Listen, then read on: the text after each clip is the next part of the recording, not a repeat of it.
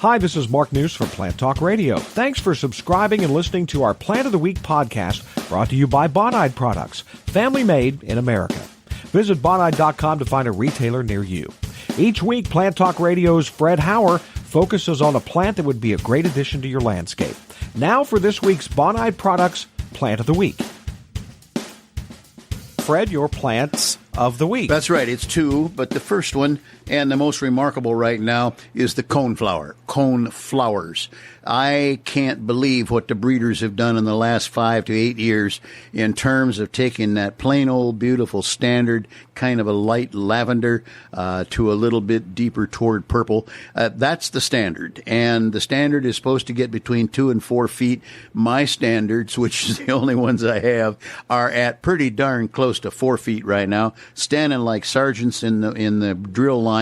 They're beautiful. The flowers are out probably as much as 4 inches wide. They can be seen for a long ways away.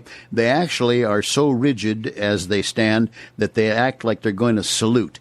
If you're looking for them, it's called echinacea, and the standard is purpurea, and then the breeders have gone happy with them. There are all kinds of colors available, and aside from that, looking for those, the drought resistance factor is significant. Well-drained soil is pretty much a dictate for them. Now, I've grown them where it's wetter. They don't do as well, more moist, wetter, whatever. They don't do quite as well, but they do come along anyhow. But they almost demand full or significant amounts of sun.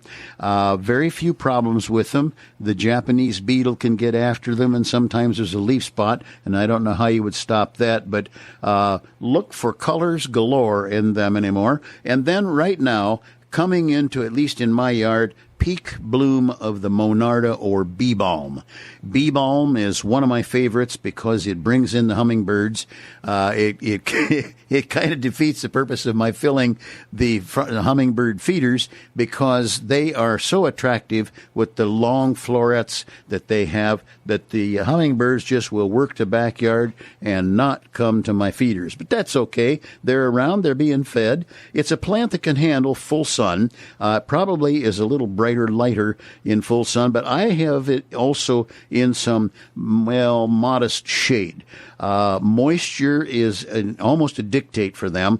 They don't handle the drought like the coneflower will, even close. But at the same time, I enjoy them.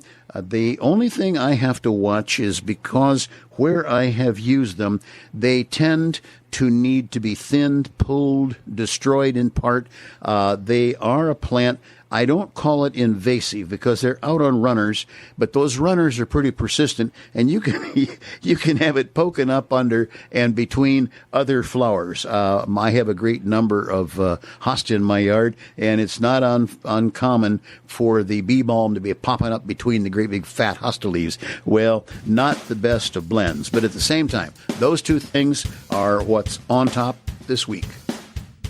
Thanks again for listening to our podcast, brought to you by Bonide Products at Bonide.com. Plant Talk Radio offers other podcasts as well, including our daily Your Gardening Question podcast and our weekly Plant Talk Radio, all available on iTunes or your preferred podcast player. If you have a plant suggestion for Fred, send him an email, fred@planttalkradio.com.